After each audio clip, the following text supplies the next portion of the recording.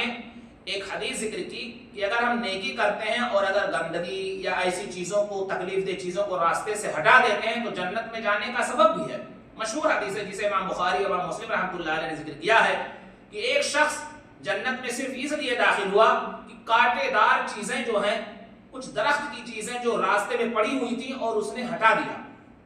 دوسرے لوگوں نے جو راستے چل رہے تھے اس سے شکریہ ادا کیا، تو وہ شخص اس لیے جنت میں جانے کا مستحق ہو گیا۔ تو ہم لوگوں کو اگر دیکھنا چاہیے کہ اگر پتھر ہے یا کوئی کانٹے دار چیزیں ہیں جس سے لوگوں کو نقصان پہنچ سکتا ہے تو اسے ہٹا دینا چاہیے۔ ایک دوسری حدیث میں اللہ کے رسول صلی اللہ علیہ وسلم نے فرمایا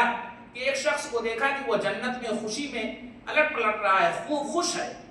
اور بتایا گیا کہ وہ شخص صرف اس لیے کہ وہ راستے سے تکلیف دہ چیزوں کو ہٹا دیا کرتا تھا، اس لیے اللہ تعالیٰ نے اسے جنت میں جگہ دیا۔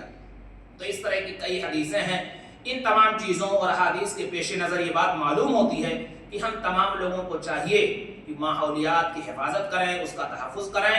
ساتھ ہی ساتھ جو پریاورن ہے اس کی سنرکشن، اس کی حفاظت، دیکھ بھال، یہ تمام چیزیں ہم تمام لوگوں پر ایک ذمہ داری ہے، اور یہ تمام کی چیزوں کو ہمیں اپنانا چاہیے تاکہ ہم صحیح سے خوش رہیں، دوسرے لوگوں کے لیے خوشی کا سبب بنیں اور کسی کے لیے تکلیف کا سبب نہ بنیں۔ یہی سب چیزیں شیخ صاحب نے نصیحت کی ہیں۔ اس میں ایک چیز شیخ صاحب نے یہ ذکر کیا ہے کہ علامہ ابن عثیمین رحمۃ اللہ علیہ نے کہا ہے کہ جب معمولی تکلیف دہ چیزیں جو ظاہر جسے ہم دیکھتے ہیں ہٹا دینا اتنا ثواب ہے، تو معنوی چیز بھی اگر کوئی مسلمان کو یا کسی کو تکلیف پہنچاتا ہے اور اس کی تکلیف میں وہ ایک سبب بن جاتا ہے کہ اس تکلیف کو روک دے،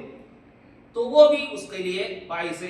اجر و ثواب ہے اور ثواب پائے گا۔ لہٰذا ہمیں چاہیے کہ ہمیشہ کار خیر میں بڑھ چڑھ کر کے حصہ لیں، خصوصاً ایسی چیزیں جو ایک چلنے والے راستے پر یا مسلمانوں کو یا پرندوں کو یا جانوروں کو کسی کو بھی تکلیف کا سبب بنے، اس سے ہمیں اپنے آپ کو بچانا چاہیے، دوسرے لوگوں کو نصیحت کرتے رہنا چاہیے۔ اللہ تعالیٰ سے دعا ہے الہ العالمین ہمیں صحیح سمجھ عطا فرمائے، قرآن و سنت کے بتائے ہوئے طریقے پر عمل کرنے والا بنائے، جب تک زندہ رکھے حالت اسلام پر، زندہ رکھے والا خاتمہ ہو تو حالت اسلام پر ہو۔ آمین رب العالمین، وآخر دعوانا الحمد للہ رب العالمین۔